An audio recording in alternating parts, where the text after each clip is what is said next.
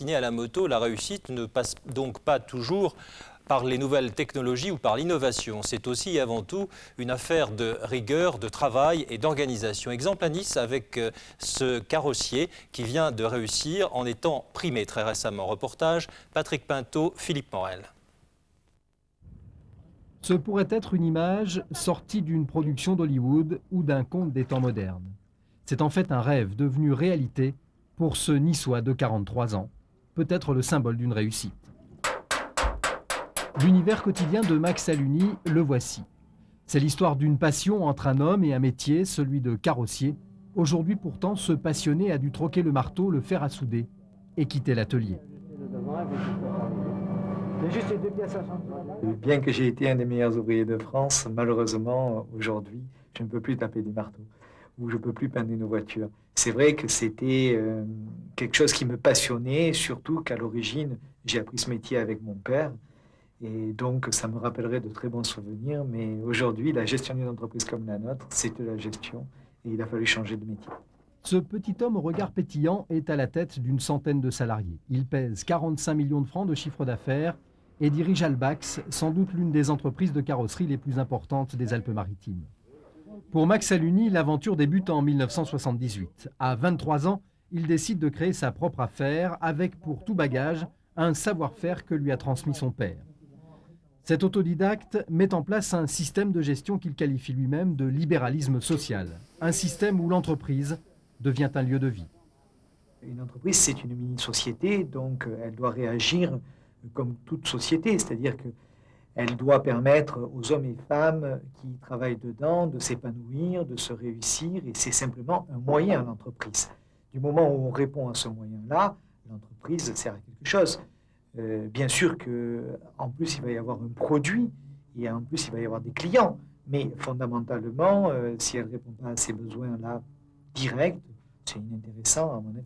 Pour lui, qui a tout appris sur le tas, comme il dit, cette façon si particulière de piloter son entreprise, ce libéralisme social, se traduit avant tout par une motivation du personnel. Ici, les employés perçoivent une rémunération sur 13 mois et bénéficient d'une prime d'intéressement.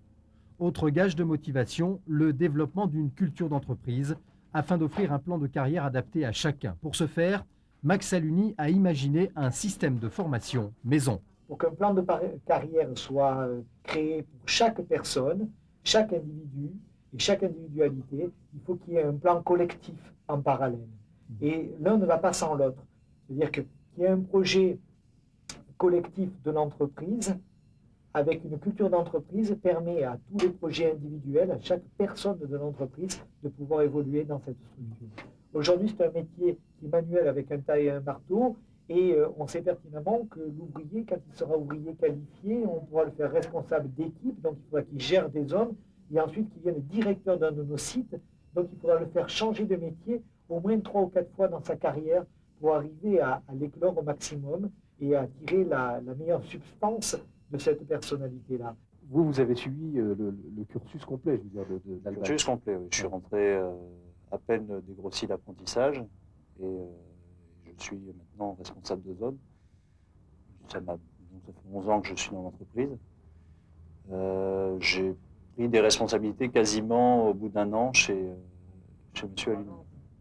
Garant de cette qualité de vie professionnelle, synonyme, on l'aura compris, de motivation, donc de réussite, Max Aluni part souvent à la rencontre des employés de ces 7 ateliers répartis dans le département, entre Mandelieu et Menton. Et ce petit, c'est pour quand? Dans 1 mois. Dans 1 mois. Ah, c'est bien. Il entretient une convivialité presque palpable.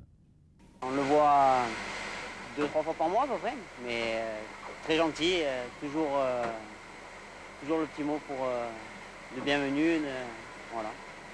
J'ai aucun problème avec. Pour moi, c'est un très bon patron, pour ce qui me concerne.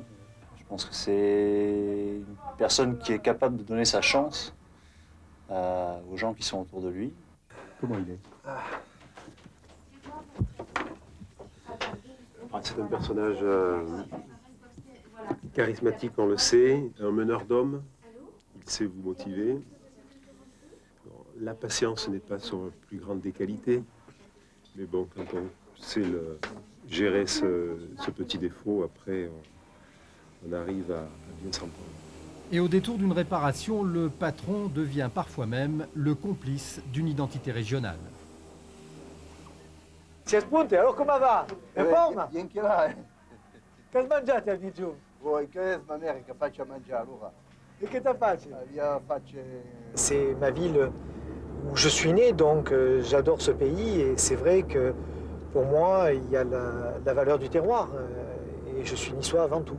Et il est évident que pour moi, vivre sur la Côte d'Azur et vivre à Nice, c'est nettement un plus et c'est quelque chose que j'apprécie énormément, que j'apprécierais beaucoup moins sur Paris. C'est un facteur d'équilibre pour vous? Ah oui, c'est certain. La nature telle qu'on la vit à Nice est un facteur d'équilibre certain pour mon biorhythme. La nature du pays niçois, régénérante pour Max Aluni. Dès que le soleil pointe, c'est par le sport qu'il débute sa journée. Sur les hauteurs de Nice, il vient puiser sa dose quotidienne d'énergie.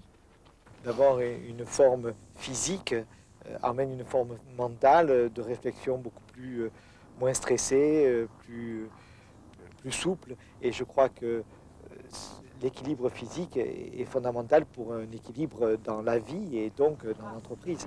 Cet équilibre permet à ce dirigeant si particulier de prendre des engagements parallèlement à sa société. Ainsi, Max Aluni est président de la section aînée du Centre des jeunes dirigeants de Nice. Il est aussi juge au tribunal de commerce de Grasse. Impression sur un homme côté citoyen et ami.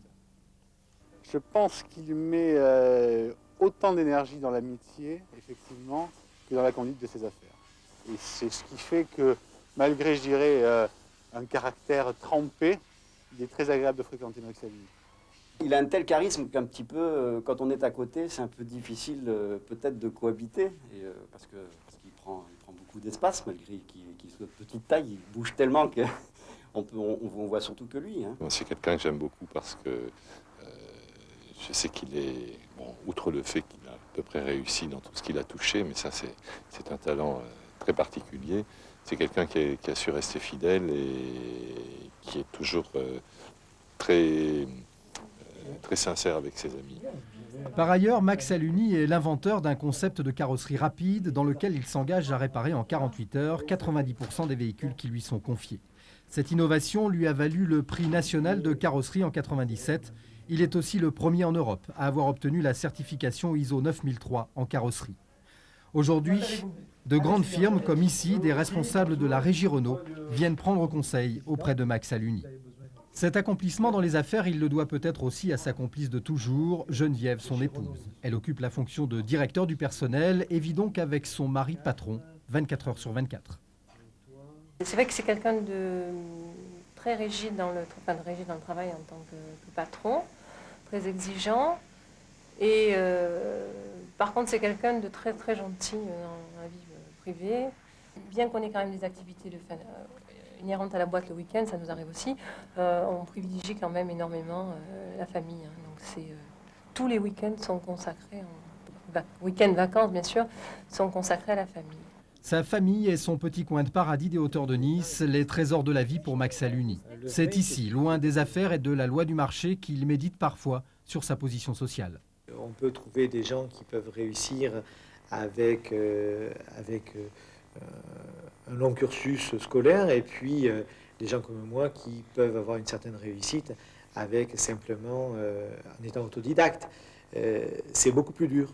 C'est beaucoup plus dur. C'est vrai qu'il faut apprendre tous les jours, il faut jamais lâcher, il faut être téméraire et il faut travailler plus que les autres. C'est-à-dire que tout ce qu'on n'a pas appris avant, il faut l'apprendre maintenant. Donc chaque fois qu'on a un nouveau métier qui se présente, il faut se remettre à 40 ans, il faut se remettre à apprendre et pas lâcher. Et donc c'est ce que j'essaie de faire tous les jours. Et moi, si je dois dire ce que j'ai réussi à former des collaborateurs et des collaboratrices forts et qui sont capables d'avoir compris qu'aujourd'hui, un nouveau métier, il faut travailler 2 fois plus que les autres. Ça, c'est certain. Ça, on l'a réussi. Après, réussir, je me sens bien dans ma peau et je me sens bien dans ma famille et je vis heureux. Donc, si j'ai réussi ça, oui, c'est déjà pas mal. Et d'ajouter qu'au bout du compte, la grande récompense d'un homme qui réussit, c'est peut-être de traverser la vie en ne laissant personne indifférent.